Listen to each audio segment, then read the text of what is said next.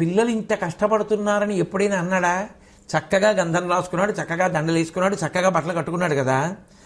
అయినా తానైనా అప్పుడు వక్రుండై నీతి పదంబు విడిచే అక్కటా పతి మమ్మైనను చక్కని తెరువున బూని నడువుడనుచూ ఇప్పుడు బుద్ధులు చెప్పాను. ఒకప్పుడు కపటద్యూతం జరుగుతుంటే తాను వినకుండొచ్చు ధృతరాష్ట్రుడు. తానేమీ మాట్లాడ్డాడు. జరగవలసినది జరిగిపోయింది, జరగవలసిన కష్టాలు జరిగిపోయాయి. ఇప్పుడు మేము తిరిగి వచ్చాం.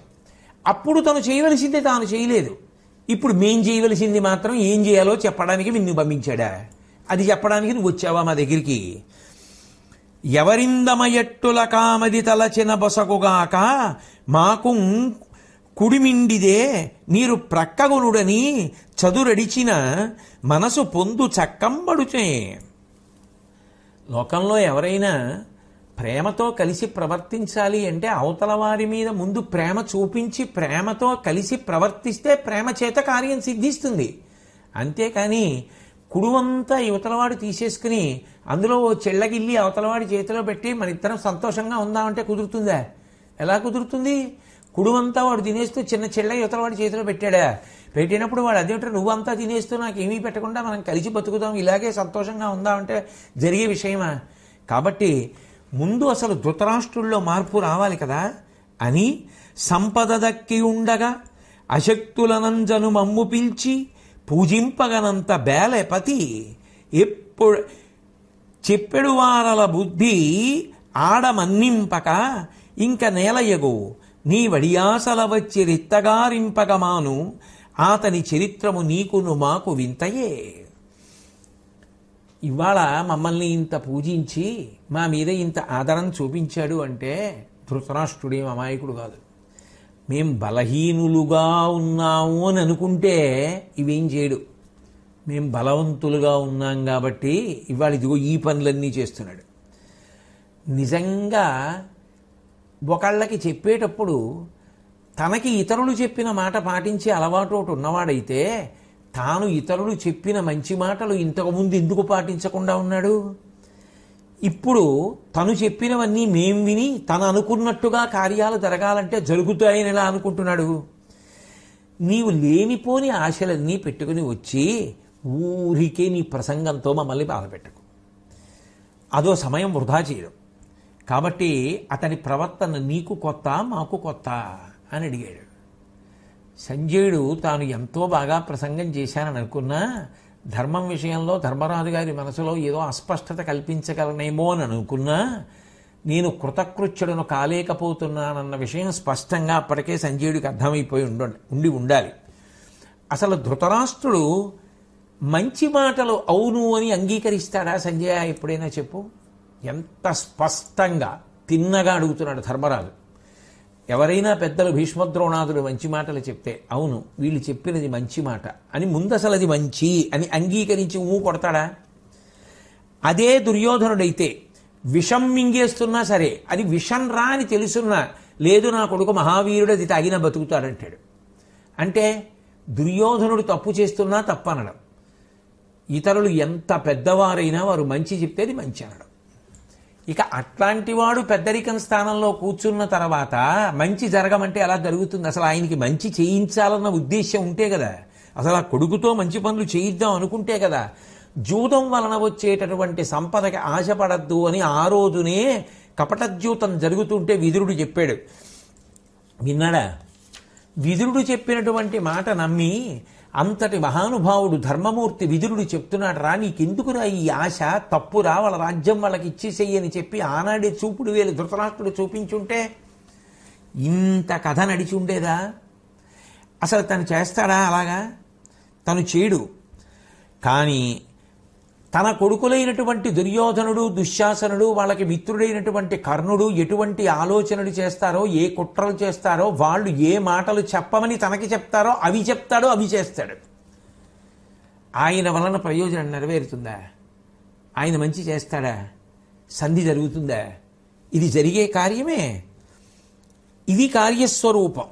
కాబట్టి ఈ చెడు నడత కలిగినటువంటి దుర్యోధనుడు అక్కడ ఉండగా నియంత్రించగలిగినటువంటి బుద్ధి ధృతరాష్ట్రుని యందు లేనప్పుడు అసలు కార్యం జరుగుతుంది అన్న విషయం ఎవరికీ నమ్మకం లేని విషయం.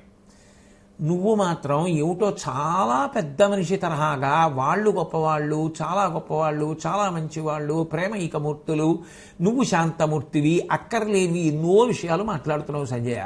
అసలు కార్యం నెరవేరడానికి కావలసిన వ్యవస్థ ఉన్నదా? అక్కడ తప్పెక్కడున్నది గుర్తించు. రెండు పక్షాలు నీకు తెలుసుగా. నీకు తెలియదా వాళ్ళ నడవడి? నీకు తెలియదా వాళ్ళు ఎటువంటి వాళ్ళో? నీకు తెలియదా మా పెదనాన్నగారి బుద్ధులు? తెలిసి అది వదిలిపెట్టి ఇవన్నీ మాట్లాడడం సమయం వృధా చేయడం కాదా? కార్యం నెరవేరుతుందనే మాట్లాడుతున్నావా ఇవన్నీ? పోని మమ్మల్ని వదిలిపెట్టు. చక్రాయుధం చేతిలో కలిగినటువంటి శ్రీకృష్ణ పరమాత్మ యొక్క ఆజ్ఞని అందరూ ఔదలదాలుస్తారు కదా, అటువంటి శ్రీకృష్ణ పరమాత్మని దుర్యోధనుడు లెక్కపెట్టాడు. రెండు, అర్జునుడి యొక్క పౌరుష పరాక్రమాలేమిటో లోకాలన్నింటికీ తెలుసు. అటువంటి అర్జునుడిని నేను చంపేస్తానని ఒక అర్థం లేని ప్రతిజ్ఞ కర్ణుడు చేశాడు. ప్రతిజ్ఞ చేశాడు కాబట్టి చంపేస్తాడని కర్ణుడి మీద నమ్మకం పెట్టుకుని యుద్ధానికి వస్తాననేటటువంటి మూర్ఖత్వం ఉంటే ఎలా చక్కబడుతుంది విషయం అని నువ్వు అనుకుంటున్నావు? పైగా మునుమమ్ము పొగడి పదపడి అని వారల గెలువ అరిది అని పొత్తుగా చెప్పిన మాటకు నేనొడబడ విను సంజయ పక్షపాతి వృత్తి విడువుమి. సంజయుడా, ఇందాక ఏమని మాట్లాడావు? మా పరాక్రమాలు పొగిడినట్టుగా పొగిడావు, మా వైపున్న బలాన్ని పొగిడినట్టుగా పొగిడావు. తర్వాత ఏమన్నావు? అటు భీష్ముడున్నాడు, ద్రోణుడున్నాడు, శివుడికి కూడా అటువైపున్న వాళ్ళని గెలవడం అంత సాధ్యమైనటువంటి విషయమేం కాదు. భూరిశ్వరుడున్నాడు, భగదత్తుడున్నాడు, అశ్వత్థామున్నాడు, దుర్యోధనుడున్నాడు, 9 సోదరులున్నారు. కాబట్టి వాళ్ళని గెలవడం ఎవరికీ సాధ్యం కాదన్నావు. నువ్వన్న మాట తప్పు. మమ్మల్ని గెలవడం ఎవరికీ సాధ్యం కాదు. కౌరవుల్ని గెలవడం అంత తేలిక విషయం మాకి. ఎందుకనంటే ఒక్కటి విను. అర్జునుడు గాంధీవాన్ని చేతపట్టి అల్లెతాటి శబ్దం చేస్తే ఆ శబ్దము అన్ని లోకముల యందు వ్యాపించిన నాడు, భీముడు తన బాహుదండమునందు ఆ గదాదండాన్ని ధరించి ఉగ్రరూపంతో తిప్పుతూ యుద్ధరంగంలోకి ప్రవేశించినటువంటి నాడు, నకుల సహదేవులు ఏనుగుల జంట ఎలా నడుస్తుందో అలా నడిచి యుద్ధరంగంలోకి వచ్చిన నాడు, ఎదుర్కొనడం, బ్రతకడం, నిలబడడం, తట్టుకోవడం కౌరవులకు కాదు ఎవరికైనా శక్యమా? అసలు వాళ్ళని చూడగానే భయపడిపోయి మూర్ఛపోకుండా ఉంటే చాలా గొప్ప. కానీ నువ్వేమన్నావు? కౌరవులు గెలుస్తారన్నావు. తప్పు కదా. అటువంటి మాట మాట్లాడచ్చా? ఇంకొకటి చెప్తాను చూడు. అసలు అపకారానికి పూనుకున్నటువంటి వాడి పట్ల కూడా సహనమును పట్టవలసినటువంటి అవసరం ఉంటుంది. కానీ తండ్రి అయినటువంటి ధృతరాష్ట్రుడికి నిజంగా వివేకం ఉన్నట్లయితే చుట్టరికం మా మీద మళ్ళీ మొలకెత్తాలనేటటువంటి భావన ఉండేటట్టుగా, లోకులు ప్రశంసించేటట్టుగా మార్పు రావలసినది అవతలి పక్షంలో. మేము ఎంతవరకు సాగగలమో, ఎంతవరకు ఓర్పు పట్టగలమో అంతవరకు ఓర్పు పట్టి ప్రవర్తించి ఉన్నవాళ్ళం. ఇప్పటికైనా మార్పు తెచ్చుకొని ప్రవర్తించవలసినటువంటి వాళ్ళు ధృతరాష్ట్రుడు, దుర్యోధనాదులు. కాబట్టి నువ్వేమైనా చెప్పవలసి వస్తే ఇటు కాదు చెప్పవలసింది. రెండు పక్షముల గురించి బాగా తెలుసున్నవాడివి కాబట్టి చొరవ తీసుకుని అటువైపు చెప్పాలి. రెండిని పిలువబనిచి పాలిండని కొడుకులకు చెప్పి ఇంద్రప్రస్థం బొండెనో వేరొక పట్టణం బొండెనో మాకిచ్చి అనుచుటిచితము కాదే. నిజంగా కార్యం జరగాలంటే ఏం చేయాలి? అయ్యో తమ్ముడి బిడ్డలు నా బిడ్డలే కదా అని ప్రేమతో పిలిచి ఇంద్రప్రస్థం, రాజ్యభాగమో, వేరు నగరాలో ఏవో మాకిచ్చేటటువంటి ప్రతిపాదన తీసుకురావాలి. అంతేకాని ఏమీ మాట్లాడకుండా ఎన్ని తప్పులైనా పోనీలే పోనీలే పోనీలే అని ఉపేక్షించి మేము ఊరుకుంటే, ఆయన వాళ్ళలా ఊరుకున్నారులే అని రాజ్యభాగం ఇవ్వకుండా అట్లాగే కూర్చుని ఏవో మాటలు చెప్పి కాలం గడిపేద్దామని ప్రయత్నం చేస్తుంటే నువ్వు కోరుకున్నటువంటి శాంతి స్థాపింపబడేటటువంటి అవకాశం ఉంటుందా? అంటే సంజయుడు ఇంతకుముందు నేను ఎన్నో మాటలు చెప్పాను, అయినా ఇంకా కొద్దిగా ఒక విషయం చెప్పాలనుకుంటున్నాను. ఎంత ఇంకా ఆశో చూడండి ఆ సంజయుడికి అని, పాలీక కౌరవులు దుశ్శీలత చెడ తలచితిరేని చెప్పెద రుధిరా భీలాన్నంబు కంటెను మేలగు భిక్షాన్నమైన మీ నడవడికిన్. ఒకవేళ ధర్మరాజా కౌరవులు రాజ్యం ఇవ్వము అన్నారనుకో, నీకంత అవసరం ఆ రాజ్యం? అందులో రాజ్యభాగం ఉండాలా? రాజ్యభాగం ఇవ్వలేదని యుద్ధానికి వెళ్ళి నెత్తుటి కూడి తింటావా? వదిలిపెట్టేసి హాయిగా భిక్షాటన చేసి భిక్షాన్నం తినైనా ప్రశాంతంగా, అబ్బా ఏమి ధర్మమూర్తి, ఏమి ఓర్పున్నవాడు ధర్మరాజు గారు అని అనిపించుకోలేవా? ఇంతకు ముందు రాజసూయ మహాయజ్ఞం చేశావు, అనేక మంది బ్రాహ్మణోత్తముల్ని దేవతల్ని సంతృప్తిపరచావు, నీ శాంతి, నీకున్నటువంటి ఇంద్రియ నిగ్రహము లోకమంతా ప్రశంసించినటువంటి పుణ్యాత్ముడవు. నీ నడవడి చూసి నీ వంటి ధర్మాత్ముడు లోకంలో లేడు అని అందరూ అనుకుంటారు. అంత ఉత్తమమైనటువంటి నడవడిని హింసతో కలుషితం చేసుకుంటావా? ఇవాళ యుద్ధం చేయడానికి ప్రయత్నం చేస్తావా? వాళ్ళు కపటద్యూతమే ఆడారు, వాళ్ళు అంతంత ఘోరాలే చేశారు. అయినా నువ్వు మాత్రం ఎంత శాంతం పట్టావు. అందువల్ల కదా లోకులందరూ వాళ్ళని నింద చేశారు. పైగా ఇంత నింద వాళ్ళు పొందిన తరువాత, నువ్వు ఇంత కష్టపడిన తరువాత, ఇంత సహనం పట్టిన తరువాత, ఇప్పుడు నీ కీర్తి పాడైపోయేటట్టుగా నువ్వు యుద్ధానికి వస్తే, ఇన్నాళ్ళు నువ్వు పట్టినటువంటి సహనానికి అర్థం ఎక్కడైనా ఉంటుందా? ఇంత బ్రతికి ఇప్పుడు క్రూరకర్మను అనుసరించి నువ్వేమో యుద్ధానికి వచ్చి ఆ నెత్తుటి కూడు తినడానికి ఇష్టపడతావా? కాబట్టి ఏ విధంగా ఆలోచించినా అది సుఖం కాదు. పెద్దలు నిరసించేటటువంటి నిలుకడలేని ఈ పని చెయ్యవద్దు ధర్మరాజా. యుద్ధం అనేటటువంటి ప్రసక్తి వదిలిపెట్టేసేయి. అల్పులకు మృంగ చేదైన హాలాహలము భంగి పొంగెడు కోపంబు మృంగి కొనగా నీలగలు నిన్నెన్నబోలు అట్టి నీవు సాలిన గాకేల నెగడు బేరు. అసలు లోకంలో కోపం వస్తే ఆ కోపాన్ని మింగడంలో చెబితే మొట్టమొదటి పేరు పరమేశ్వరుడిది చెప్పాలి. నీలగళుడు అన్నాడు, అందుకే హాలాహలాన్ని భక్షించాడు కదూ. హాలాహలాన్ని భక్షించినట్టుగా కోపాన్ని మింగేయడంలో మొట్టమొదటి వాడు శంకరుడైతే రెండవ వాడివి నీ పేరే చెప్పాలి. అటువంటి వాడివి, ఇంత పేరు తెచ్చుకున్న వాడివి ఇప్పుడు యుద్ధానికి వస్తావా? కాబట్టి ఆ ప్రసక్తి వదిలి, వాళ్ళు రాజ్యం ఇవ్వాలన్నారనుకో, పోనీ పీడబోయిందనుకో అక్కడతో. తప్ప నువ్వు తప్పు చేయకు, నువ్వు యుద్ధం చేయకు, నువ్వు నెత్తిటి కూడి తినకు. నీ శాంత, నీ కీర్తి నీకు గొప్ప. భిక్షాన్నం తిను, 5 భిక్షాటన చేసి బ్రతకండి, అంతేగాని యుద్ధం జోలికి వెళ్ళకు, నీ గౌరవం పాడు చేసుకోకు. అంటే అదేదో అధర్మం అన్నట్టుగా. ఇప్పుడు అధర్మం పట్టుకుంటే నీ ధర్మం పోతుంది, నీ కీర్తి పోతుంది అన్నట్టుగా మాట్లాడాడు. అంటే ధర్మరాజు సంజయుడి ముఖం వైపు చూసి అన్నాడు, నువ్వు చెప్పినది చాలా బాగుంది. కొన్ని పైకి ధర్మంలా కనపడతాయి, కానీ ధర్మం బాగా తెలిసిన వాళ్ళని వెళ్ళి అడిగితే అది ధర్మంలా కనపడుతోంది కానీ ధర్మం కాదు అని చెప్తారు. కొన్ని పైకి ధర్మం కానట్లు కనపడతాయి. ప్రాజ్ఞులైన వారిని అడిగితే అది ధర్మం కానట్లు కనపడుతోంది కానీ అదే ధర్మం అని చెప్తారు. నీకు అధర్మంలా కనపడుతోంది మేము యుద్ధం చేయడం తప్ప, అది ధర్మం కాకపోదు. పైగా మేము ధర్మం ఆచరించాలా అధర్మం ఆచరించాలా? మేము ఏది ఆచరిస్తే ధర్మం అవుతుంది, మేము ఏది ఆచరిస్తే అధర్మం అవుతుంది అని నిర్ణయించవలసినది నువ్వు కాదు, ఇతరులు కాదు.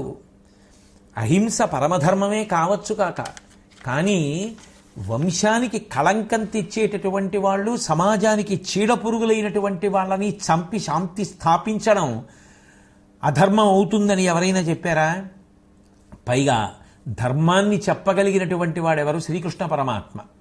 ఆ శ్రీకృష్ణ పరమాత్మ ఇక్కడే సభలో ఉన్నాడు. ఆయన మమ్మల్ని ఆజ్ఞాపించడానికి, నడిపించడానికి దక్షత కలిగినటువంటి వాడు. ఆయన కన్నా గొప్ప ధర్మవేత్త లోకంలో లేడు. కార్యాకార్యములను నిర్ణయించగలిగినటువంటి గురువు ఆయన. ఉచితానుచితములు చెప్పగలిగినటువంటి సమర్థత కలిగినటువంటి వాడు. ఆయన ఆజ్ఞచేతనే భోజ, అంధక, వృష్ణి, సృంజయ, కేకయాది వంశములన్నీ కూడా ముందుకు నడుస్తున్నాయి. ఆయన చెప్పినటువంటి మాట పాటిస్తున్నారు. అటువంటి వాడికి ధర్మార్థ కామమోక్షములనేటటువంటి చతుర్విధ పురుషార్థములను సమన్వయం ఎలా చేసుకోవాలో మాకు నేర్పడం చేత కాదా? ధర్మం ఏదో మాకు తెలీదా? అయినా కేవలం మమ్మల్ని ఓదార్చడానికి ధృతరాష్ట్రుడు పంపాడని నువ్వు చెప్తున్నావు కదా, చాలా సంతోషం. కానీ స్నేహము, ధర్మము, మర్యాద ఉట్టిపడేటట్టుగా నువ్వు మాట్లాడావు, సంతోషం. కానీ కృష్ణుడు మాకు ఏదైతే చెప్పాడో ఆ ధర్మాన్ని మేము పాటిస్తాం తప్ప ఇప్పుడు కొత్తగా నువ్వు ఏది ధర్మము అని చెప్పడానికి ప్రయత్నిస్తున్నావో అది ధర్మంలా నీకు కనపడినా అది ధర్మం కాకపోవచ్చు.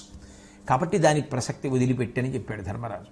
ఇప్పుడు కృష్ణ పరమాత్మ లేచి అన్నాడు, సంజయ, నువ్వు రావడం చేత నేను చాలా సంతోషించాను. ధృతరాష్ట్రుడు వీళ్ళ క్షేమం తెలుసుకోమన్నాడని పంపించాడని విని సంతోషించాను.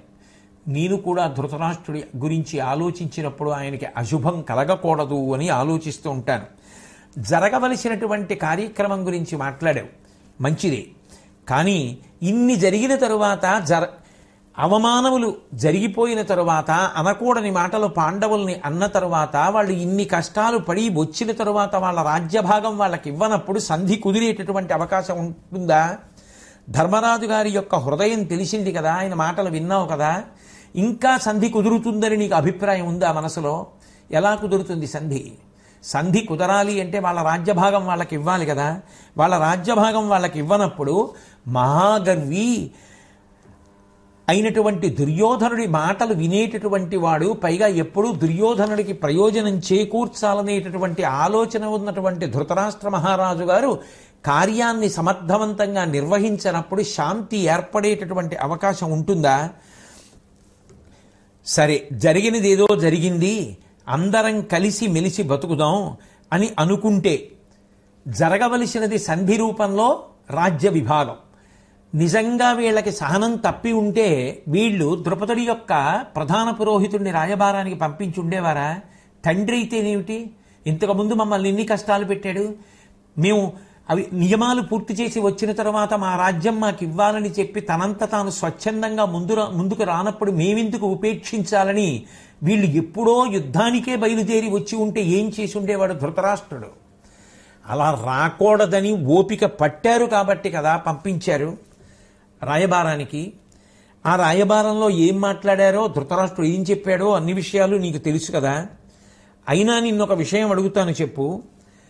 క్షత్రియులు యుద్ధం చేయడం తప్ప, యుద్ధం చేసి రాజ్యం పొందాలి అని అనుకోవడం తప్ప, క్షత్రియుడు అనేటటువంటి వాడు, రాజైనటువంటి వాడు 10 మందికి పెట్టాలనుకుంటాడు తప్ప 10 మంది దగ్గరికి వెళ్ళి చేయి చాపి దేహి అని అడిగి పుచ్చుకోవాలని అనుకుంటాడా? ఏది ధర్మమో ఏది అధర్మమో స్పష్టమైన అభిప్రాయంతో కదా మనిషి ప్రవర్తించవలసి ఉంటుంది. కాబట్టి ఆయుధాలు, పరాక్రమము, శౌర్యము ఇవన్నీ క్షత్రియులకు దేని కొరకు నిర్దేశింపబడ్డాయి, దేని కొరకు రాజులకు నిర్దేశింపబడ్డాయి.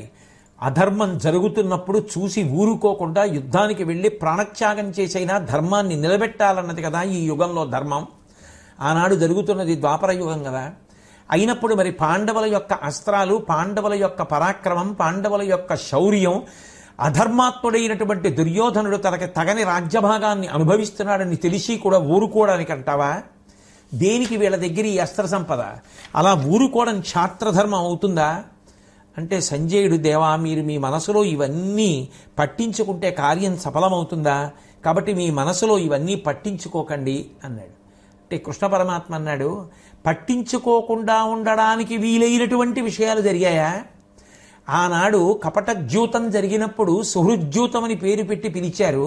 లోకంలో జూదం ఆడని వాళ్ళు ఉన్నారా? రాజులు ఆడుకున్నప్పుడు అలా ఆడారా ఎవరైనా? కులసతి మహాపతివ్రత ద్రౌపదీదేవిని జుట్టు పట్టి ఈడ్చి సభకి తీసుకురావడం ఉందా? ఆమెను వివస్త్రని చేసే ప్రయత్నం ఏ సభలోనైనా జ్యూత క్రీడలో అంతర్భాగంగా అటువంటి సంఘటనలు జరిగాయా? అసలు అటువంటి ప్రతిపాదనలు వచ్చాయా? అటువంటి మహాపతివ్రత వస్త్రాపహరణం జరగబోతోందని ఏడుస్తుంటే కళ్ళు లేక కనబడదేమో కానీ చెవులున్నాయి, వినబడలేదా ధృతరాష్ట్రుడికి? అప్పుడు మాట్లాడని వాడు ఇప్పుడు మాత్రం ఈ కబుర్లు పంపితే చెప్పడానికి నువ్వు వచ్చావా సంజయ? ఎలా జరుగుతుంది కార్యమని నువ్వు అనుకుని వచ్చావు. నిజానికి ఆ రోజునే ఆ భంగపాటుని సహించలేక పాండవులు ఆయుధాలని ధరించి ఉంటే ఆ సభలో ఏమై ఉండేది? ఎంత ఉపద్రవం జరిగేది? అలా జరగకుండా ఉంది అంటే వాళ్ళు శాంతిని, ధర్మాన్ని పట్టుకోబట్టి. ఇంకా వాళ్ళు ఏదో శాంతిని పట్టుకోవలసిన వాళ్ళు అన్నట్టుగా నువ్వు మాట్లాడడం, ధర్మం గురించి మాట్లాడడం ఔచిత్యమా? ఏ ధర్మాన్ని ఎప్పుడు పట్టుకోవాలో వాళ్ళకి తెలియదా? కర్ణుడు మహావీరుడని మాట్లాడుతున్నావే, 5 భర్తలు ఉన్నారు నీకు ద్రౌపది, 5 భర్తలు వాళ్ళు ఓడిపోయి నిన్ను కూడా ఓడిపోయారు, ఇప్పుడు నీకు భర్త లేడు, కాబట్టి నీ మీద అనురాగం కలిగిన ఇంకొక భర్తని వెతుక్కోని ఆ రోజున సభలో కర్ణుడన్న మాటలు బాణంలా వచ్చి అర్జునుడి గుండెల్లో గుచ్చుకున్నాయి.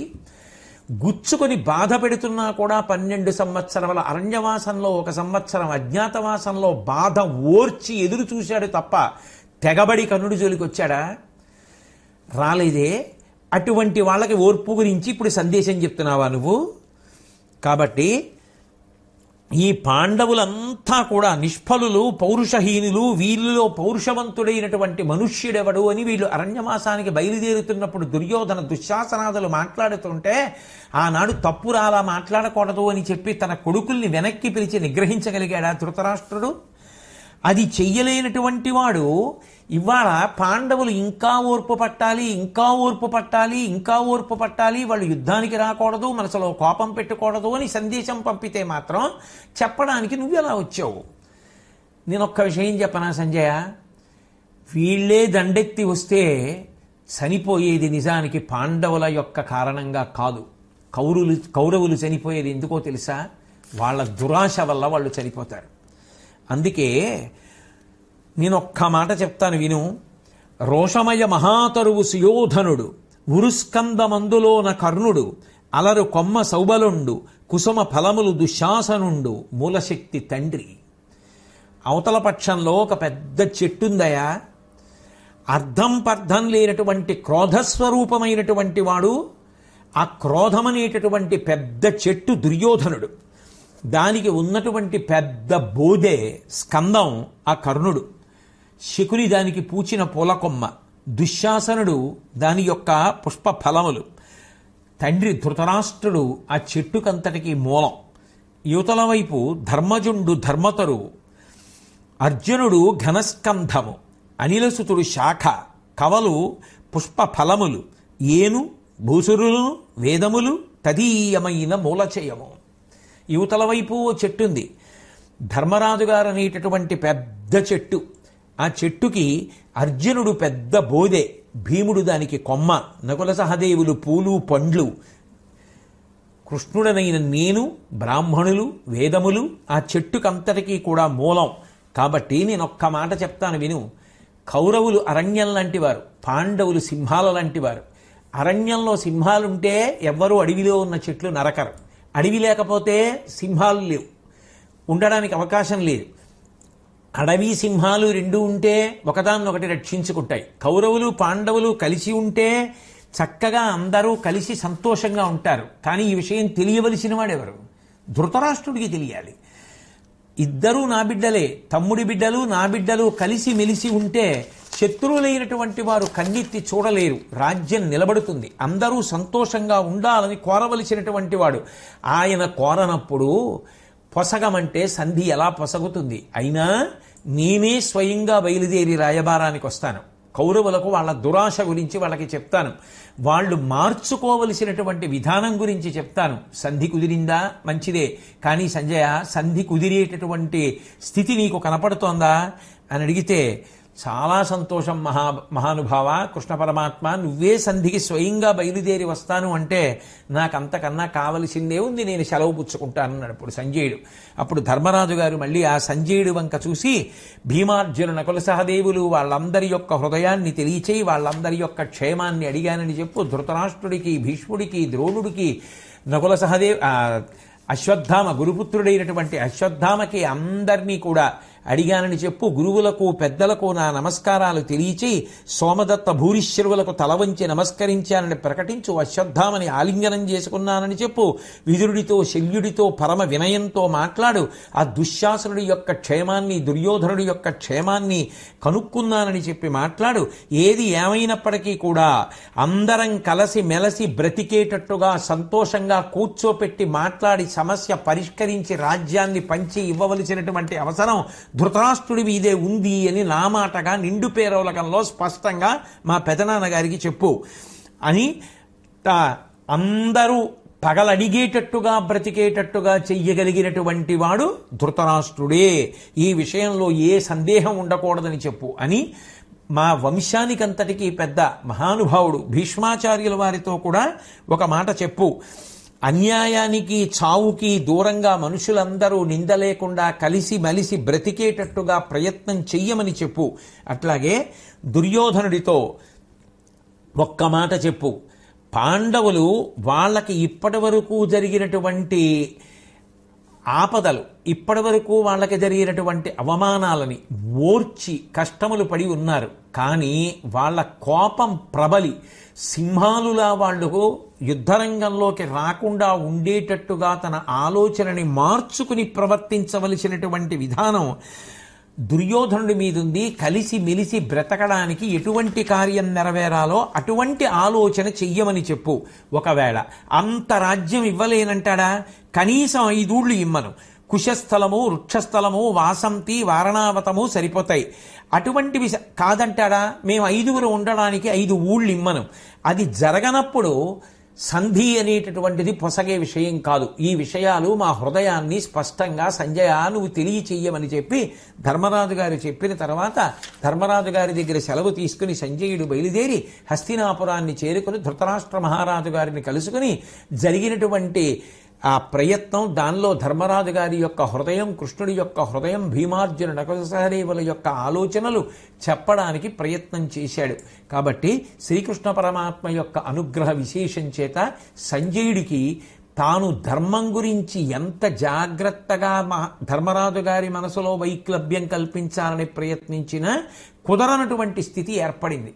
ధర్మరాజు స్పష్టంగా ధర్మం గురించి మాట్లాడి, అవసరమైతే యుద్ధం చెయ్యడం రాజులకు ధర్మం తప్ప అది అధర్మం కాదు, ఇన్నాళ్ళు సహనం పట్టడం ఎంత గొప్పదో అవసరమైతే యుద్ధం చేయడం కూడా అంతే గొప్ప అన్న విషయాన్ని స్పష్టంగా ధర్మరాజు చెప్పిన దగ్గర, ధర్మం గురించి శ్రీకృష్ణ పరమాత్మ మాట్లాడిన దగ్గర ఈ ఆశ్వాసం పూర్తయింది. మళ్ళీ కృష్ణ పరమాత్మ పలికించినంత మేర తదుపరి ప్రసంగంలో మనం పరిశీలనం చేద్దాం.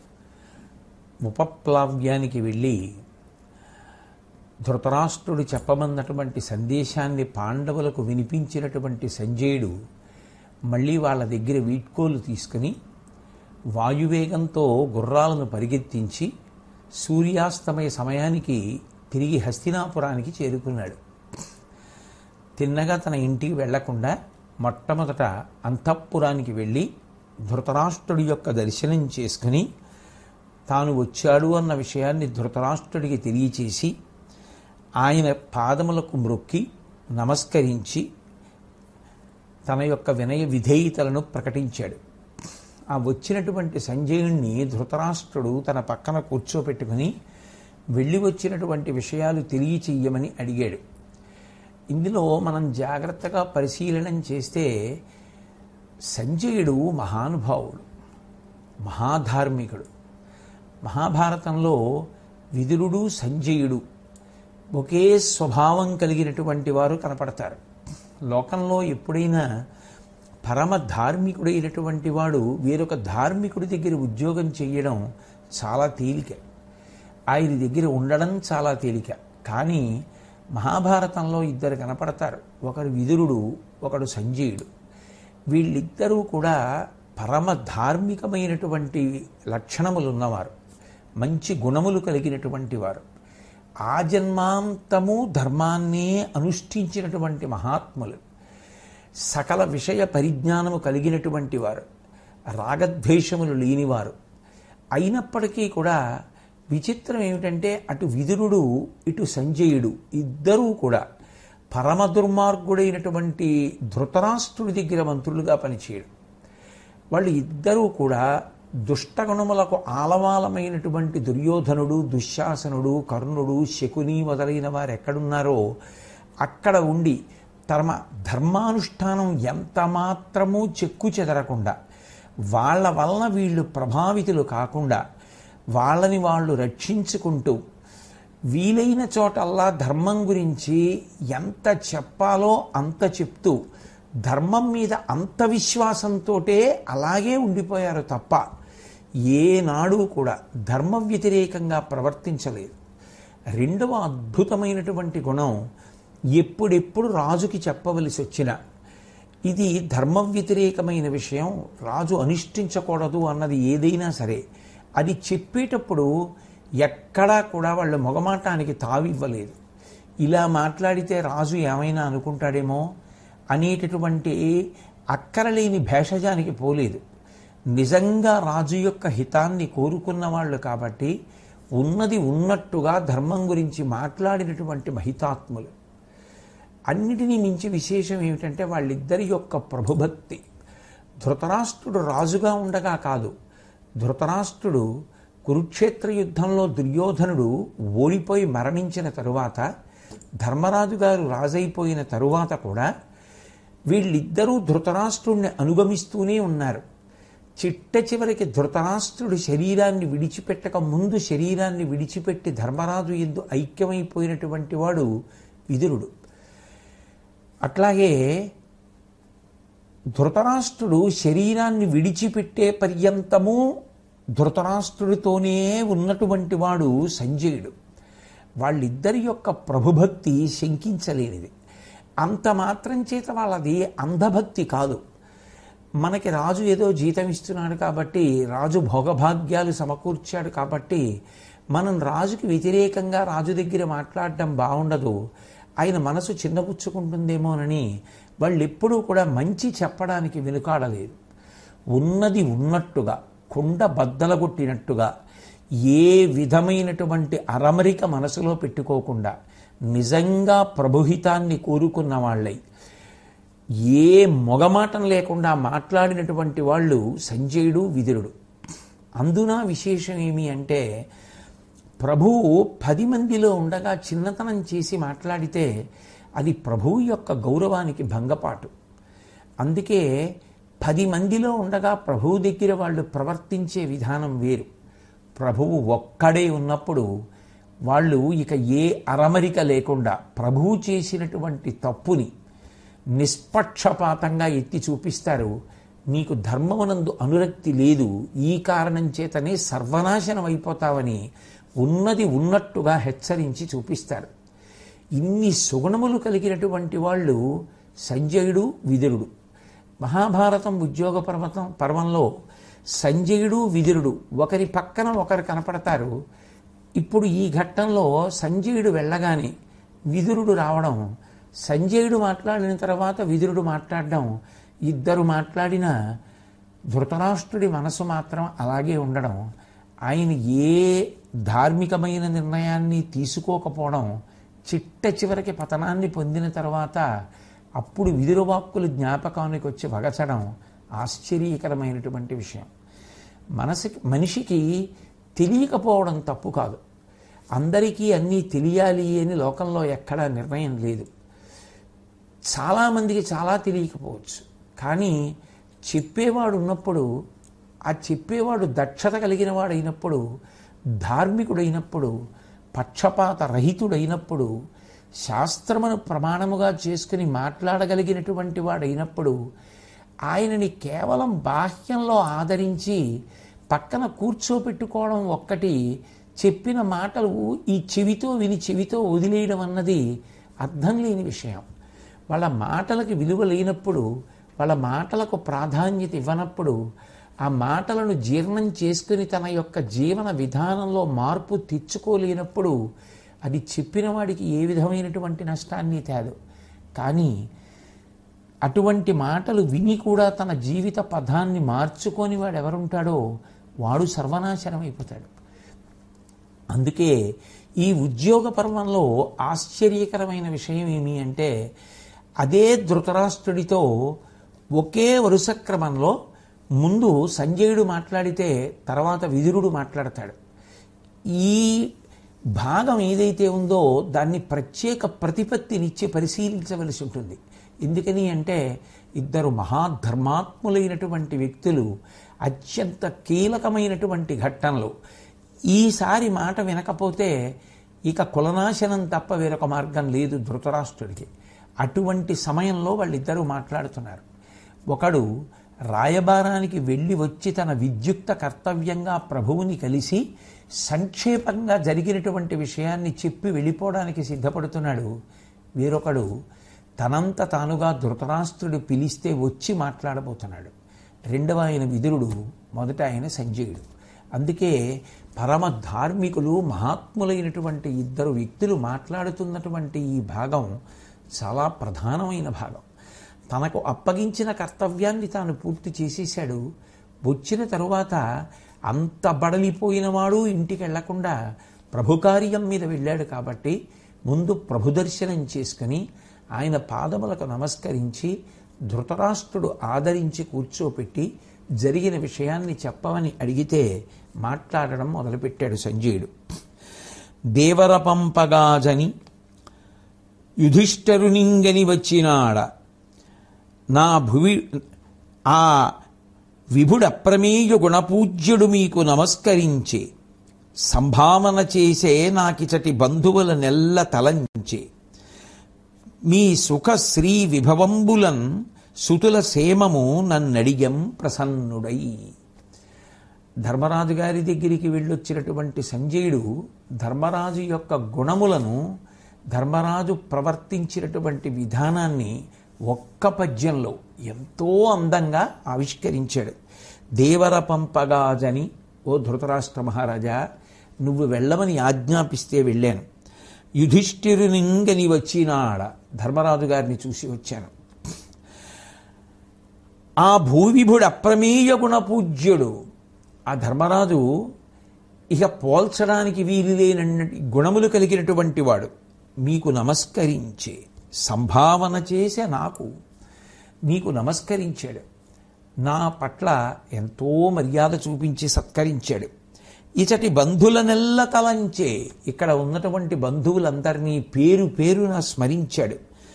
మీ సుఖ శ్రీ విభవంబులున్ సుతుల సేమము నన్నడిగన్ ప్రసన్నుడై, మీ సంతోషం మీ సౌఖ్యం గురించి విచారణ చేశాడు. ఇక్కడ ఉన్నటువంటి మీ కుమారులందరి గురించి కూడా ఆయన క్షేమం అడిగాడు. అసలు అవతల వ్యక్తి ప్రవర్తించినటువంటి విధానాన్ని తన రాయబారి తన దూత చెప్పినప్పుడు ధృతరాష్ట్రుడు ధర్మరాజు యొక్క ఔన్నత్యాన్ని తెలుసుకునే ప్రయత్నం చెయ్యాలి అంటూ ఆ ధర్మరాజు గురించి చెప్పగానే ధృతరాష్ట్రుడు అన్నాడు, ఆ ధర్మరాజు క్షేమమా? అతని యొక్క తమ్ములందరూ క్షేమంగా ఉన్నారా? అతని చుట్టాలు, స్నేహితులు, మంత్రులు, అభిమానులు అందరూ క్షేమంగా ఉన్నారా అని అడిగాడు. అడిగితే వాళ్ళందరూ సంతోషంగా ఉన్నారు, వాళ్ళందరూ సుఖంగా ఉన్నారు అంటూ రాయబారం జరిగినటువంటి తీరు గురించి కన్నా దాని యొక్క సారాంశాన్ని బట్ట పిండినట్టుగా పిండి సంజయుడు మాట్లాడుతున్నాడు. ధర్మజునకు భోగంబులు ధర్మమునెట్లింపు కావు, ధర్మంబులలో నిర్మల బుద్ధి అహింసకు కూర్మి కడుంగలడతండు కురువంశనిధి. ఓ ధృతరాష్ట్ర మహారాజా, ధర్మజునకు భోగంబులు ధర్మమున అట్లు ఇంపు కావు. ధర్మరాజు గారికి నిజానికి ఈ భోగాలు భాగ్యాల మీద అంత అనురక్తి లేదు. ఆయనకి దేని మీద ఎక్కువ అనురక్తి అంటే ధర్మం మీదే అనురక్తి, ధర్మానుష్ఠానం మీదే అనురక్తి. అందుకే భోగంబులు ధర్మమునట్లింపు కావు. ధర్మంలో ఆయనకి భోగాలంటే పెద్ద ఇచ్చ లేదు. ధర్మంబులలో నిర్మల బుద్ధి అహింసకు కూర్మి కడుంగలడతండు.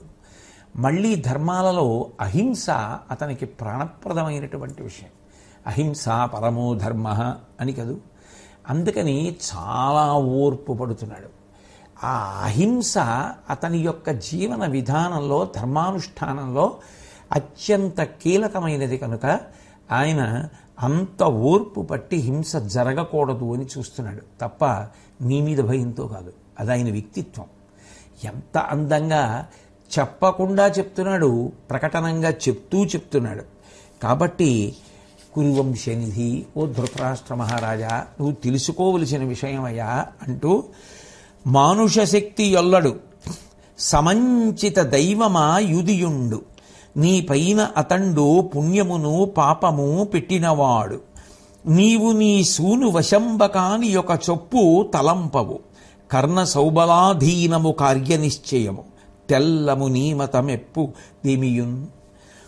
ఏం చెప్పమంటావయా ధృతరాష్ట్ర మహారాజా? మనుషశక్తి ఎల్లడు. ధర్మరాజు గారి యొక్క గొప్పతనం ఏమిటి అంటే కేవలం మన పౌరుషంతో కార్యాలన్నీ సాధించవచ్చు అని నమ్మడు. నీ కొడుకో అవతల వైపు కృష్ణుడు ఉన్నాడని తెలిసి తన యొక్క పౌరుషం చాలు, తన చుట్టూ ఉన్న వాళ్ళ పౌరుష ప్రతాపాలు చాలనుకుంటాడు. సమంచిత దైవమ యూదియుండు. ధర్మరాజు గారు దైవం మీద ఆధారపడతాడు. దైవానుగ్రహం కలగాలి. దైవానుగ్రహం కలిగితే విజయం సాధిస్తాం. దైవానుగ్రహం దేని వలన కలుగుతుంది? ధర్మానుష్ఠానం వలన కలుగుతుంది. అందుకని ధర్మానుష్ఠానం చేస్తాడు. ఎప్పుడూ దైవానుగ్రహం గొప్పది అని మనసులో నమ్మి ఉంటాడు. మీ వాళ్ళకి అటువంటి నమ్మకాలు లేవు. అందుకని వాళ్ళకి ధర్మంతో పని లేదు. నీ పైన యతండు పుణ్యమును పాపమును పెట్టినవాడు. పుణ్యమో పాపమో రాజ్య విభాగమే చేస్తావో యుద్ధం జరిగేటట్టే చేస్తావో పెద్దవాడివి కాబట్టి నీ చేతులలో పెట్టేశాడు. కాబట్టి ఇప్పుడు నువ్వు నిర్ణయించాలి. నువ్వు నిర్ణయించాలంటే నువ్వు పాపం జరగాలా పుణ్యం జరగాలా అంటే ధర్మాన్ని ఆధారం చేసి చెయ్యడానికి నీ చేతుల్లో ఉందా? అక్కడైతే ధర్మరాజు గారు నిర్ణయం చేస్తాడు. ఇక్కడ నువ్వు చేయగలవా? నీ చేతులలో లేదు. ఎందుకని? నీవు నీ సూనువశంబకాని ఒక చొప్పు తలంపవు. నీకు దుర్యోధనుడు ఎంత చెప్తే అంత, అంతేకాని నీ అంత నువ్వు ఆలోచిస్తావా? ఆలోచించి మాట్లాడతావా? నిర్ణయం చేయగలవా? ధర్మాన్ని మనసులో పెట్టుకుంటావా? పాపపుణ్యములు ఆలోచిస్తావా? అవతలవాడంత ఓర్పు పడుతున్నాడు కదా, కాబట్టి యుద్ధం జరగకుండా ఉండడానికి మన వైపు నుంచి ఏ ప్రయత్నం చేద్దామని ఏమైనా ఆలోచన ఉందా? నీకేం ఉండదు. ఒక్కడే ఉన్నప్పుడు ఎంత మనసులో అరమరిక లేకుండా మాట్లాడేస్తాడో చూడండి. కర్ణసౌబలాధీనము కార్యనిశ్చయము. ఆ దుర్యోధనుడు కర్ణుణ్ణి శకుణ్ణి అడుగుతాడు. వాళ్ళిద్దరూ పక్షపాత బుద్ధి కలిగిన వాళ్ళు. వాళ్ళిద్దరు ఏం చెప్తారో అది దుర్యోధనుడు వింటాడు. దుర్యోధనుడు ఏం చెప్తాడో అది నువ్వు వింటావు. తప్ప మీకు ధర్మం కావాలా అధర్మం కావాలా, పాపం కావాలా పుణ్యం కావాలా, మీకేం అక్కర్లేదు. పెద్దవాడివి, నువ్వు చేసిన నిర్ణయానికి కట్టుబడి ఉంటానని ధర్మరాజు అంటున్నాడు. కానీ ధర్మానికి కట్టుబడి నువ్వు చేస్తావా నిర్ణయం? నువ్వు చేయలేవు. ఎందుకు చేయలేవంటే నీ జీవితంలో ఇది నీకు పెద్ద బలహీనత. నువ్వు ధర్మాన్ని పట్టుకుని నిర్ణయం చెయ్యలేవు. నీ కొడుకును నువ్వు శాసించలేవు. నీది పుత్ర వ్యామోహం. చెప్పకుండా చెప్పేశాడు కదూ. కాబట్టి తెల్లము నీమతమొప్పదేమియున్. ఈ విషయంలో అనుమానం ఏం లేదు. ఇది పరమస్పష్టం. నీ విధానము ఎప్పుడూ బాగుండదు. అది స్పష్టము. నీ విధానం ఎప్పుడూ ఎందుకు బాగుండదు అంటే నీ బుద్ధితో నువ్వు ఆలోచించవు. అసలు నీ బుద్ధికి ఎప్పుడూ ధర్మాన్ని ఆధారం చేసుకుని ఆలోచించడం రాదు. నీ బతుకంతా కొడుకు చెప్పిన మాట వినడం. కొడుకు ఎప్పుడూ దుర్మార్గపుట ఆలోచన. వాడిప్పుడు దుశ్శాసనుడు కర్ణుడు శకునితో మాట్లాడతాడు. వాళ్ళెప్పుడూ పక్షపాతంతో మాట్లాడతారు. కాబట్టి నీ అంత నువ్వు ఆలోచించడం నీకు రాదు. కాబట్టి నువ్వు నిర్ణయం చెయ్యవు. కాబట్టి నువ్వు సరి అయినటువంటి నిర్ణయము చెయ్యలేవు. నీ బ్రతుకింతే. నువ్వు నీ కొడుకు చెప్పినట్టు వింటావు. కాబట్టి అవతలవాడు ఎంత మంచివాడైతే నీకు ఒరిగేదేమిటి? నువ్వు సాధించేదేమిటి? నీకెన్ని అవకాశాలు వచ్చినా నువ్వు జీవితంలో నిలదొక్కుకోవడం మృగ్యం. ఈ చేతకానితనమే కొడుకుని నియంత్రించుకోనితనమే ఇంత దూరం తెచ్చింది. ఇంకా ఆ పైన జరగవలసినటువంటి సర్వనాశనం కూడా నీ వల్లే జరుగుతుంది. ఇంకా ఆ మాట కూడా చెప్పాలా? అందులో లేదు. ఎంత మర్యాదగా మొదలుపెట్టినవాడు ఎంత నిష్పక్షపాతంగా మాట్లాడేస్తున్నాడో చూడండి అని. ఆలుబిడ్డలేని ఎట్టి త్రిమ్మరియగు కొయ్యగాక కుదుట కూడు వెట్టి కుడుచువారలిట్టి క్రొవ్విదంబులు సేయ చొచ్చుట ఇచ్చగించి చూతురయ్యా. లోకంలో ఎక్కడైనా ఆలు మొగలు లేనటువంటి వాళ్ళు, అంటే ఆలు బిడ్డలు లేనటువంటి వాళ్ళు, ఆలు మొగలు ఉంటారు లోకంలో, బిడ్డలు లేనటువంటి వాళ్ళు, భార్య లేనటువంటి వాడు ఒక పురుషుడు ఉన్నాడు అనుకోండి. ఆయనకి ఇంటి మీద వ్యామోహం ఏముంటుంది? ఇంటి పట్టున ఉండాలన్న కోరిక ఏముంటుంది? ఉండడు. కాబట్టి ఆయన ఏం చేస్తుంటాడు? దేశద్రిమ్మరిలో తిరుగుతూ ఉండాలి. ఒక చోట స్థిరంగా ఉండకుండా మనసులో ఏమి రాగం ఉంటుంది? మనసులో ఎవరి గురించి ప్రేమ ఉంటుంది? దేని మీద అభిమానం ఉంటుంది? ఇందుకోసం మళ్ళీ తిరిగి ఎక్కడికో రావాలని ఉంటుంది? ఉండదు. ఉండదు కాబట్టి ఆయనకి భార్యా బిడ్డలు లేరు కాబట్టి ఆలు బిడ్డలేని ఎట్టి త్రిమ్మరియగు కొయ్యకాక కుదుట కూడువెట్టి కుడుచువారలిట్టి క్రొవ్విదంబులు చేయ జొచ్చుట ఇచ్చగించి చుతురయ్యా. ఒక ఇంట్లో ఉండి అన్నం తినేటటువంటి వాడు ఒక ఇంట్లో ఉండి అన్నం తింటున్నాడంటే అర్థం ఏంటి? ఆయనకో భార్య ఉంది, బిడ్డలున్నారు. ఆయన అన్నం తిని బతికేయడం కాదు, ఆ భార్యా బిడ్డల యొక్క మేలు చూడాలి. మేలు చూసేటప్పుడు అవసరమైతే చూపుడు వేలు చూపించాలి. నోరు మొయ్, నువ్వు ఇది చెయ్యకూడదు, ఇది అడగకూడదని బిడ్డలకి చెప్పాలి. నువ్వు అలా ప్రవర్తించగలవా? నువ్వు ప్రవర్తించలేవు కాబట్టే భార్యా బిడ్డలు లేని దేశ ద్రిమ్మరి ఎలా ఉంటాడో నువ్వు కూడా అలాగే ఉంటావు. నీకు నిజంగా వాళ్ళ క్షేమం కావలసి వస్తే వాళ్ళకి ఏది క్షేమమో అది చెప్పాలి. అంత చెప్పేటంత ధైర్యమో చెప్పేంత మంచి బుద్ధో నీకున్నాయా? ఆలుబిడ్డల క్షేమము తెలుసుకొని ఆలుబిడ్డల యొక్క క్షేమాన్ని చూరగొనాలి అనుకున్నవాడు ఎలా ప్రవర్తించాలో తద్భిన్నంగా అవి లేనివాడు ఎలా ఉంటాడో అలా బ్రతుకుతున్నవాడివి నువ్వు. కాబట్టి నీకు నిజంగా వాళ్ళ క్షేమం అక్కర్లేదు. వాళ్ళు ఏది తమకి క్షేమం అనుకున్నారో, ఏది కోరుకున్నారో అది నువ్వు చేసేస్తూ ఉంటావు అంతే. అది చివరికి వాళ్ళు కోరుకుంటున్నది క్షేమంతో ఉండడానికి కావలసిన విధానం కాదు, మరణించడానికి కావలసిన విధానం. నువ్వు వద్దనవు కాబట్టి అవతలవాడు ఎంత మంచివాడైతే మాత్రం మీరు బ్రతుకుతారు? ఏమిటి ఉపయోగాలు రాయబారం? ఏమిటి ఉపయోగం మా వంటి వాడు చెప్తే మాత్రం? ఎంత నిస్పృహతో, ఎంత స్పష్టతతో, ఏ విధమైనటువంటి దాపరికం లేకుండా మాట్లాడుతున్నాడు. కొడుకులగానరే నృపుల కుంఠిత తేజుల నిందు ఇమ్మించెడు తిరువైనచో తగవు చెప్పక ఓ పరికించి చూతురే పొడమి జనంబులెల్ల నిన్ను బ్రొవ్వగ తిట్టగ వించునుంకి నొచ్చెడు మది ఎప్పుడు చెవులు చీములు కట్టెడు కౌరవేశ్వర. ఓ ధృతరాష్ట్ర మహారాజా, కొడుకుల గానరే నృపుల కుంఠిత తేజుల నిందు. లోకంలో రాజులు లేరా? రాజులకి కొడుకులు లేరా? ఆ పుట్టిన కొడుకులు తేజస్సు కలిగిన వాళ్ళు గారా? వాళ్ళకి బలపరాక్రమాలు లేవా? ఇమ్మేంచెడు తెరువైనచో తగవు చెప్పక ఒప్పరికించి చూతురే. కొడుకు చెడిపోతుంటే, చెయ్యరాని పనులు చేస్తుంటే, వాడు చివరికి మృత్యువుని కౌగిలించుకునేటటువంటి పనులు చేస్తుంటే వాడికి మంచి చెప్పడం మానేసి వాడేం చెప్తే దానికే తల ఊపి అలాగే చేయరా అనే తండ్రి నువ్వు తప్ప లోకంలో ఇంకెవడైనా ఉన్నాడా? తండ్రి వలన కొడుకు పాడైపోతున్నాడు కదయా. ఇదెక్కడి చోద్యం? పెద్దవాడివి, చెప్పవలసిన వాడివి చెప్పడం మానేసి ఎంత దుర్మార్గపు మార్గంలో కొడుకు ఎంత దుర్మార్గాన్ని అభిలషించినా చక్కగా కూర్చుని అలాగే చేద్దామంటావు తప్ప, ఒరే తప్పురా, నాశనమైపోతావురా, కుటుంబం పోతుందిరా, అందరూ మరణిస్తారా, అటువంటి తేజోమూర్తులతో నీకు యుద్ధం ఏమిట్రా అని ఒక్క మాట అనవే. కాబట్టి పొడమి జనంబులెల్ల నిన్ను బ్రొవ్వగ తిట్టగా వించునుంకి నొచ్చెడు మది ఎప్పుడు. నేను కాదంటున్నదే. ఒకసారి ఊళ్ళోకి వెళ్ళి చూడు ధృతరాష్ట్ర మహారాజా.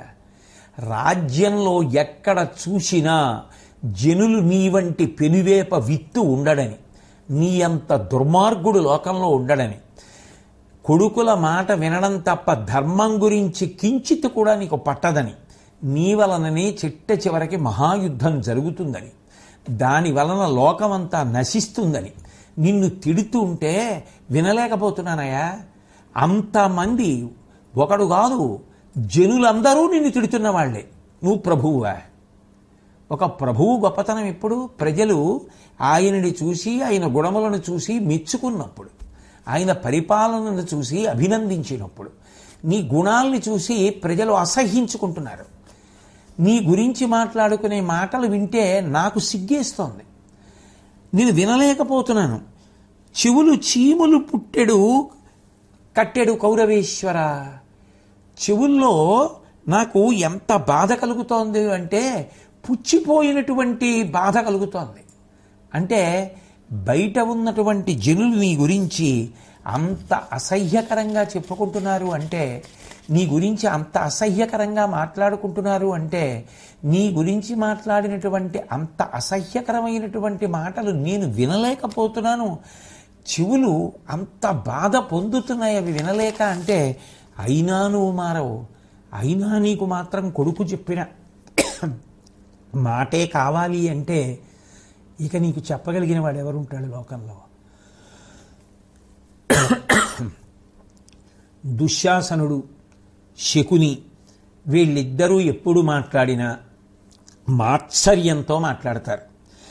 వాళ్ళిద్దరూ ఎట్లా మాట్లాడితే అట్లాగే బొమ్మల దుర్యోధనుడు విని దగ్గరికి వస్తాడు. వాళ్ళు ముగ్గురు ఏమనుకున్నారో, వాళ్ళు ముగ్గురు ఏం మాట్లాడారో అవే నువ్వు వింటావు. అవి వినడం కాదు, విన్నవాడివి అందులో ఒకవేళ దోషం ఉంటే, తప్పురా అబ్బాయి అలా ఆలోచనే చేయకూడదురా, అటువంటి పనులు చేయకూడదురా అని నువ్వు చెప్పవు. దాన్ని చక్కగా ఒప్పుకుని అదే ఆచరించాలని ప్రయత్నిస్తావు. నేను ఒక్క మాట చెప్పనా, నీ ఈ ప్రవర్తన వలన ఇప్పటికి పాండవులు ఎంత విసిగిపోయి ఉండాలి. నీ చేతకానితనానికి, నీ పుత్ర వ్యామోహానికి వాళ్ళు ఎన్ని కష్టాలు పడ్డారు, ఎన్ని అవమానాలు పడ్డారు, ఎన్ని మాటలు పడ్డారు. వాళ్ళ ఓర్పు చచ్చిపోయి ఒక్క క్షణం వాళ్ళు కానీ హద్దు దాటిపోయారనుకో, ఇక నీ వంశం మిగిలింటుందా? అసలు నీ కొడుకులు ఉంటారా, నువ్వుంటారా, నీ రాజ్యం ఉంటుందా? ఏమనుకుంటున్నావు పాండవుల గురించి? ఏమనుకుంటున్నావు పాండవుల పౌరుష ప్రతాపాల గురించి? ఏమనుకుంటున్నావు అవతల వైపు ఉన్నటువంటి కృష్ణుడి వైభవం గురించి? నీకేం తెలియట్లేదా మహారాజా? ఇక ఇంతకన్నా ఏకాంతంలో ప్రభువు యొక్క క్షేమం కోరుకున్నటువంటి ఒక దూత ఇంతకన్నా స్వాతంత్ర్యం తీసుకుని ఎవరు మాట్లాడగలరు? 24 గంటలు ప్రభువు చెడిపోతున్నాడేమో, ప్రభువు పాడైపోతున్నాడేమో అని అనుమానం ఉన్నా, తెలిసున్నా ప్రభువుని పొగడడం కాకుండా నిజంగా ఆయన క్షేమం కోరుకున్న వాళ్ళైతే ఆయన దగ్గర కూర్చుని ఏకాంతంలో ఇంత స్పష్టంగా మాట్లాడగలిగినటువంటి మంత్రి ఉండడం నిజానికి ధృతరాష్ట్రుడి యొక్క అదృష్ట విశేషం. అంతే దురదృష్టం ఎవరి మాట ఆయన వినడం. ఆయనకి కావలసినది దుర్యోధనుడు ఒక్కడే. కాబట్టి ఓ ధృతరాష్ట్ర మహారాజా, మన వైపు మన వాళ్లలో ఉన్నటువంటి చాలా పెద్ద ప్రమాదకరమైనటువంటి పోకడ ఏమిటో తెలుసా? ధర్మరాజు గారి యొక్క సహనాన్ని ధర్మరాజు గారి సహనంగా అసలు అర్థం చేసుకోకపోవడం. అసలు అర్థం చేసుకోకపోవడంలో లోటుంది. అందులోంచి అక్కర్లేని విషయాలన్నీ మిగిలినవి పుట్టాయి. ధర్మరాజు గారు ఓర్పు పడుతుంటే దాన్ని ఓర్పు అనుకోవట్లేదు, ధర్మరాజు గారి చేతకానితనం అనుకుంటున్నారు.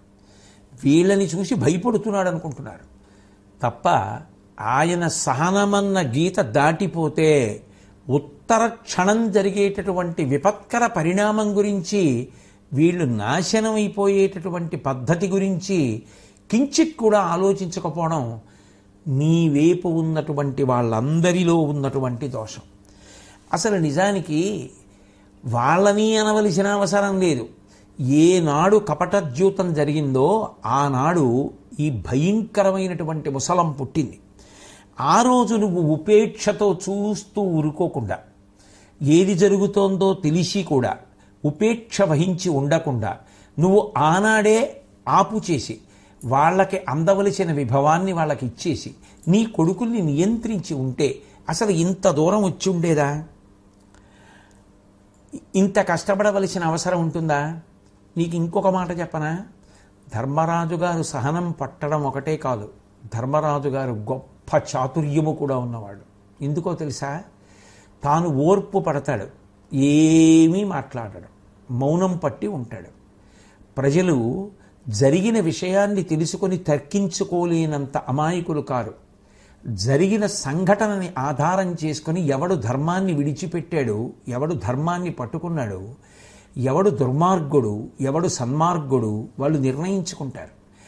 నిర్ణయించుకొని ప్రజలందరూ కూడా ఎవడు తప్పు చేశాడో వాడిని నింద చేసే వరకు ధర్మరాజు ఎదురు చూస్తాడు. ఎందుకో తెలుసా? ప్రజాబలం రాజు కోల్పోతాడు. ప్రస్తుత నీ పరిస్థితి అదే. నువ్వు అనుకున్నావు 12 ఏళ్ళు పాండవులు అరణ్యవాసం చేశారు, 1 సంవత్సరం అజ్ఞాతవాసం చేశారని నువ్వు అనుకుంటున్నావు.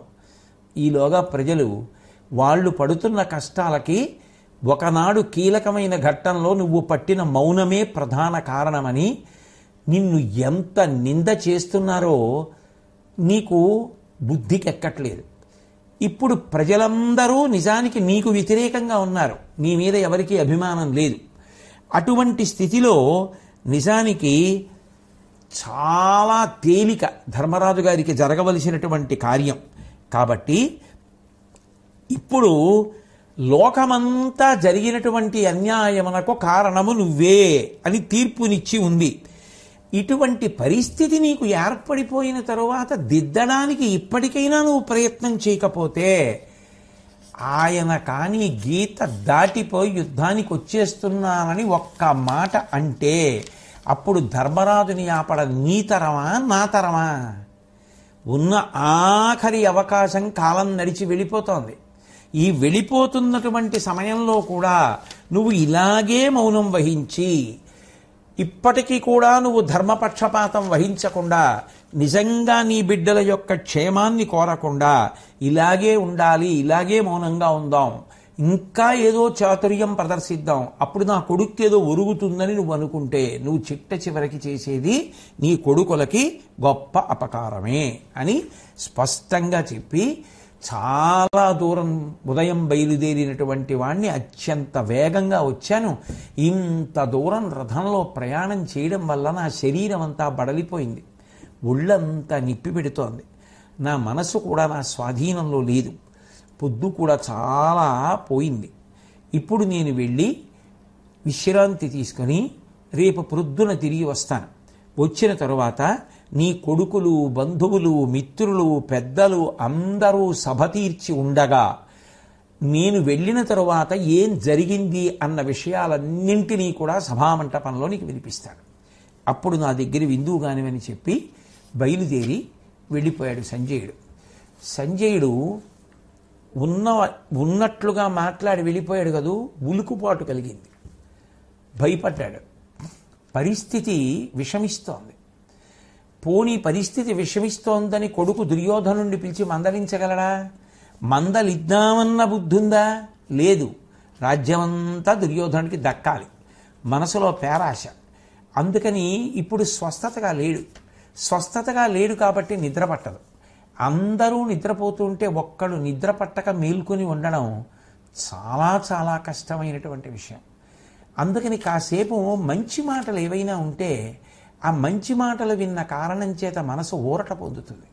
అటువంటి మంచి మాటలు చెప్పగలిగినటువంటి దక్షుడు విదురుడు అని నమ్మాడు. ధృతరాష్ట్రుడి జీవితంలో పట్టి పరిశీలిస్తే ఒకే ఒక్క సద్గుణం ఏమిటంటే ఏకాంతంలో ధృతరాష్ట్రుడి యొక్క దోషాల్ని నిర్మోహమాటంగా సంజయుడు కానీ విదురుడు కానీ ఎత్తి పొడిచి చూపిస్తే మిన్నకుంటాడు, ఊరుకుంటాడు. అంతేగాని వీళ్ళకి శిరచ్ఛేదం చేసేయండి, కారాగారంలో పారేయండి అండం.